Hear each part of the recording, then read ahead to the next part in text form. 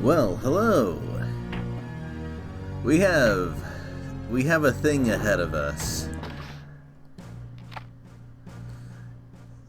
Well, that is a sergeant who has our backs. I appreciate that.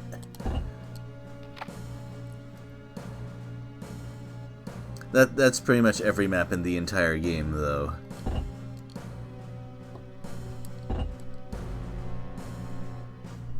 Oh, okay. So she's especially important this time.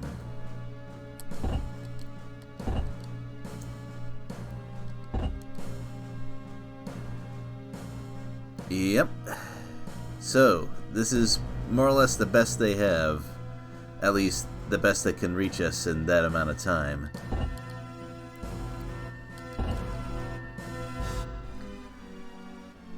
Yeah, well, we've already met the maximum capacity for enemy AFWs on a map, so we can rest assured that's the number we're gonna face here.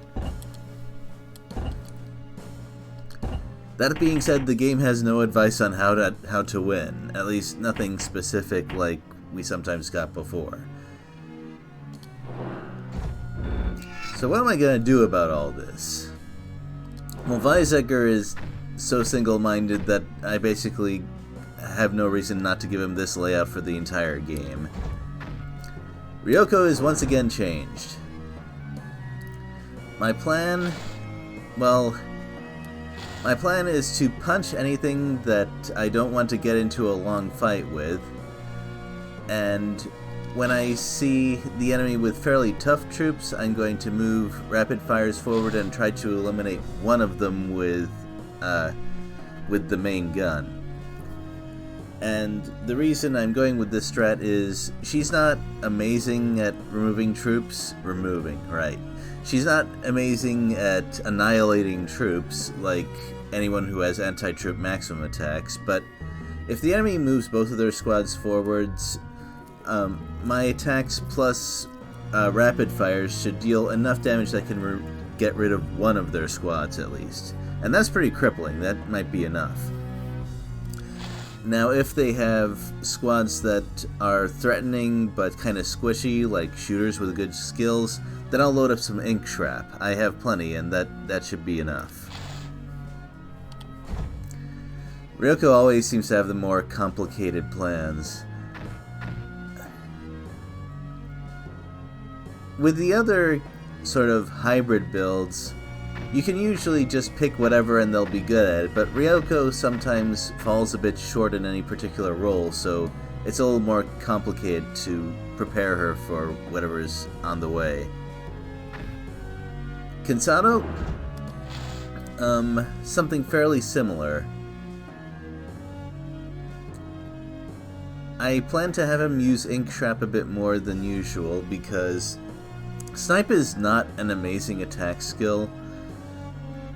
I can pretty often just move my illumination shot group in front and just use co-op and normal shots from my scouts, and that should be plenty for him. And I, of course, have plenty of ink trap to fall back on. I want to keep John in a knockout punch role for this one. I suspect that enemies are going to show up in a more rapid fashion than usual. I'm going to have to bring up some killing power and deal with some enemies really fast, and John is great with that. The only drawback is that if my shooters take an ink trap, that's going to ruin his day, so I'll have to be careful with how I move them. At least that's one of the nice things about using skills to deal damage. I can be a little more defensive that way. But that also means that John won't be able to walk much, so I gotta be careful about that. Ayana gets more turns with John, so she's the one who gets anti-squad duty. Double co-op is plenty. Even though she's not amazing with her maximum attacks like John is, it's not really necessary. And I think she'll do just fine. She can also use her aim weapon, to disable enemies to make the attrition a bit less painful. Jun is another complicated one. Since the enemy likes to attack him, I'm gonna put him on softening up duty as well. What I'd really like to do with him is to disable the enemy legs and then move in for normal shots with close combat range, because recon deals amazing damage at that range. And if I really need to have him just destroy the AFW, I'll just move it like this, because he deals plenty of damage with his rapidly loading shots. Or I can just have him fire heat shells if I have to. Jun is probably better as a follow-up after someone bumps into Ippei or Emilio. Speaking of which, Ippei is more or less the same as usual, except I want to see if I can have these guys use E-wire before moving into a punch. It's a little more cumbersome, they'll take some more damage. However, that means that, assuming the enemy doesn't have repair, Jun can move in, use one check fire, and then close in without worrying about any close combat nonsense. I'm also, in the future, thinking about more interesting roles for Emilio, but that'll probably have to wait until if I ever play through the game again, and I might just decide not to make another set of videos because it does add a little bit of stress. Sorry. And I think that just about explains everything. So let's go.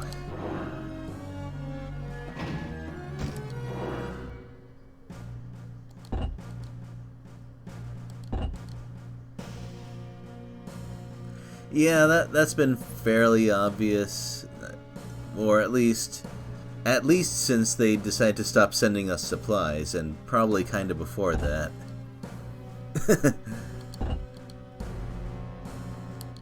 I disagree. The truth can sometimes be very difficult.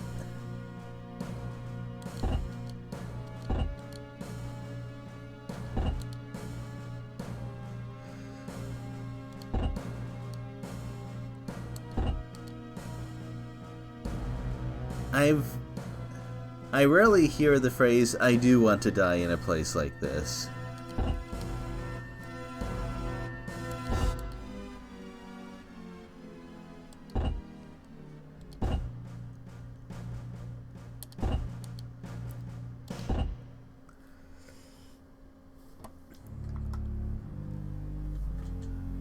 So, what do we got here?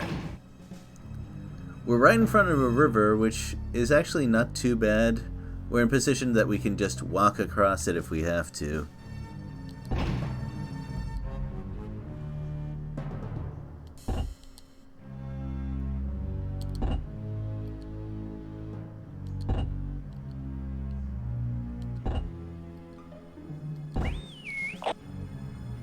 Wait, we still have allies? I thought we ran out of those.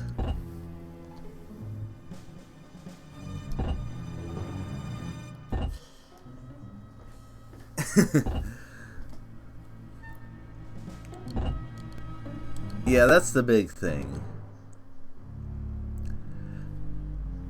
Now that sounds like sarcasm, but what he describes is what we do on every map, so I don't really see the problem.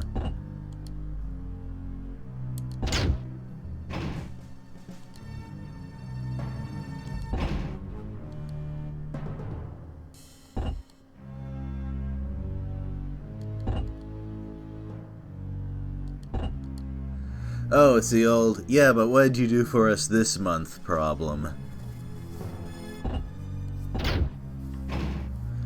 So, we gotta deal with this guy. He is terrifying. Now, I need to think about how exactly I'm going to budget our maximum attacks. We have a lot. A lot.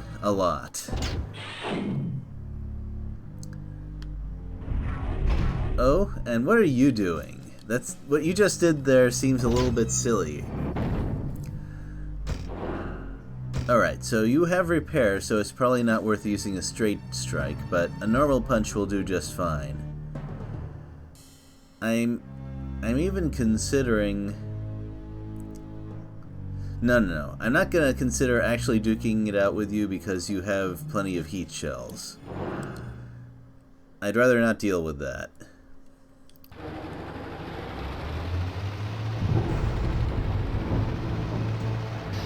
At least not at close range. At longer range, it's a different matter. And we will have that opportunity, do not you worry.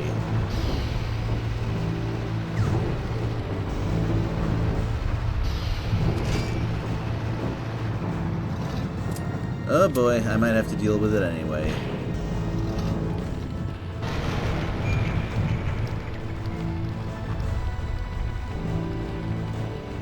If I take an E-wire, I'll obviously have to, oh boy. Yep, I pressed the button just a little bit too late. So now we have to actually fight the enemy. Such a shame.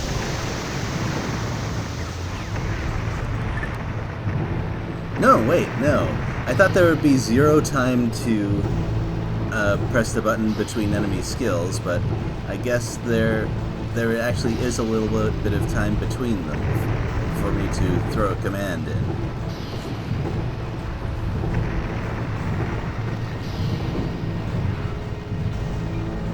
I would have rather not lost that amount of shield so early, but it could have been a fair bit worse. Besides which, Weizsäcker is, even without the shield, he can definitely handle some battles.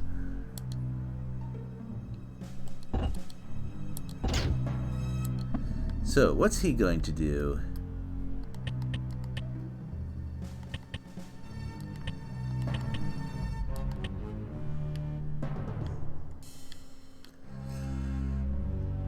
What I'd like to do is deal with this guy really fast. I think John could do that pretty easily, but he might have to go over here and take care of one of these guys. I really don't want to deal with those heat shells, though.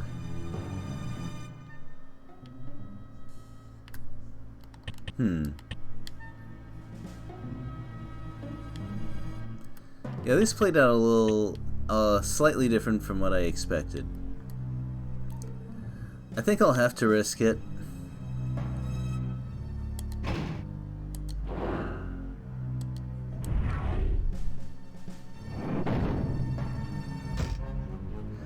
Actually, it doesn't matter whether he loads heat shell or APC, it's still gonna be a little bit of trouble. So, what tools am I gonna use? Against these guys, they're not that durable, so I don't think I need to use maximum attacks. My squads should be fine. Yeah, it's APC, alright. Probably because they have more of them.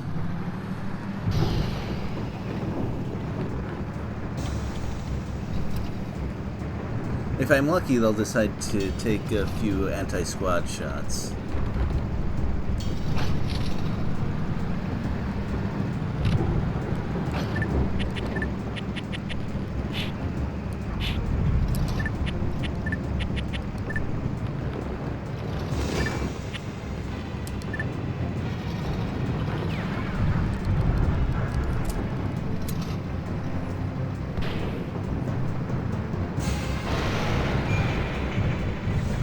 Actually, I don't need to worry too much. It's not like they'll be able to follow up on attacking Cansado. There was one AFW there.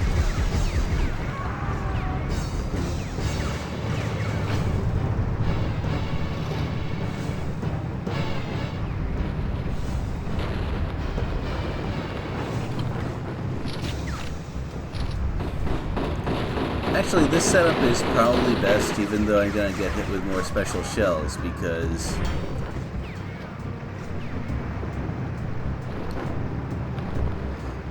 This way I don't have to deal with E-wire and the various complications.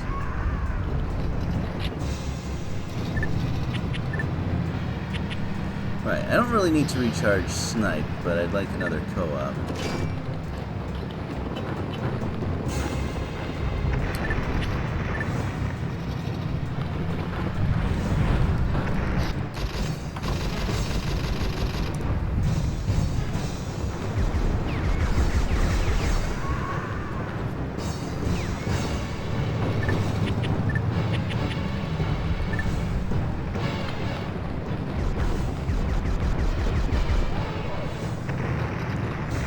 I don't know why they decided to not give these light AFWs very good anti-squad power, but I'm glad they did, because that would make this more complicated.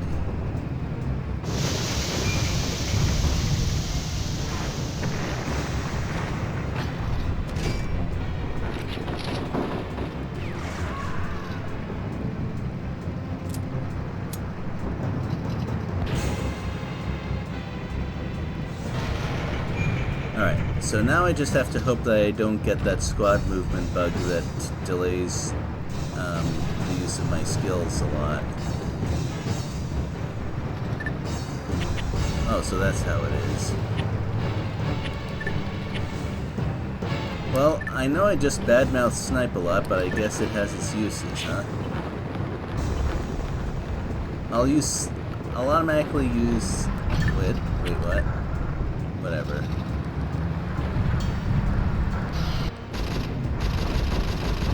Huh, I thought I had,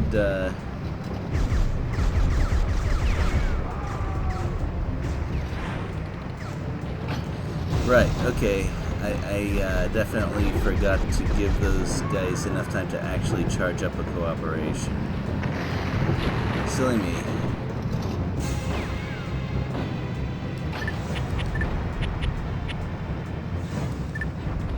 I'm sorry, I'm playing a little bit flustered.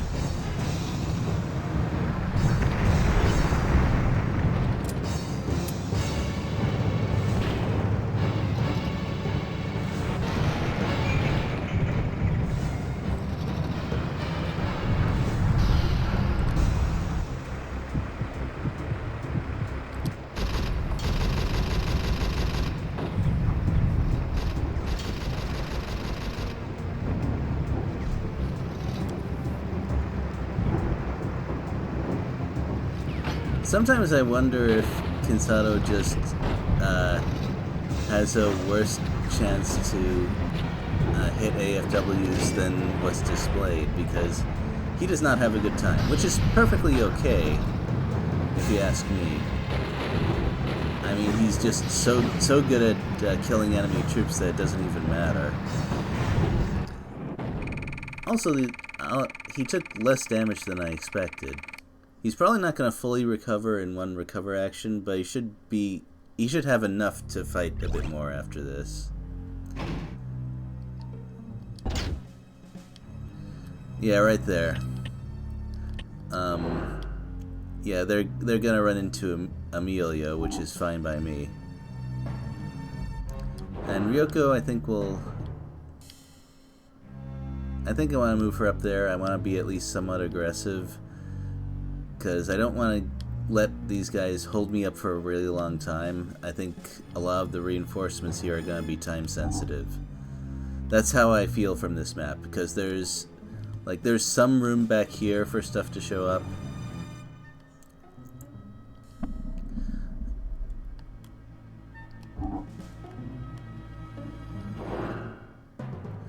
I also need to make some room for Kinsato to move. I don't like where Weisegger is right now. But I don't want to move backwards.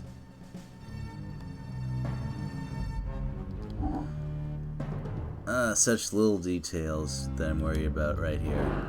I think I need him to stay where he is, though, because he'll probably... Who moves first? You know what, let's check the turns. If only I knew who these two were. Probably this is one of them, but I don't know which one of these guys moves first. That's the big deal.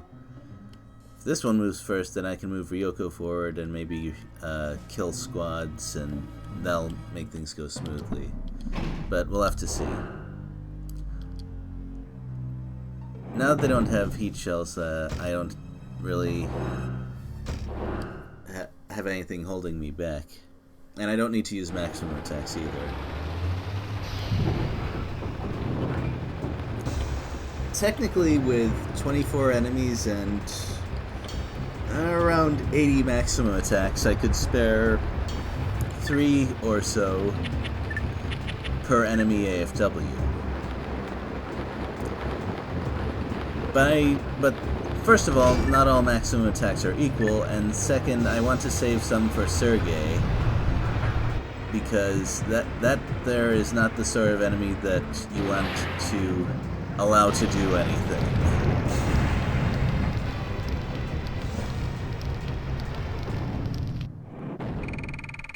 One shot. Well, technically 2 shots, because the infantry landed a shot, but still.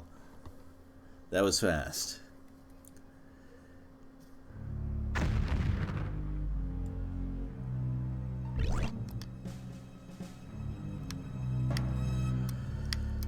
Ooh, that's interesting. Should I move Jun forward to absorb whatever it is these guys want to do? I actually think I do want to do that, because then Ippei can move up here and I'll still hold the bridge.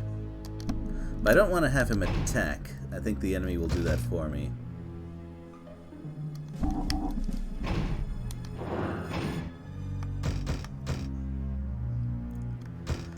So, let's leave that as the what will happen next time. Will this guy move first and open up for tactics over here? Or will this guy move forward first and be a big pain that I'll have to clear out of the way before I can do anything? We'll find out next time in this Ring of Red series in the final mission. See you later.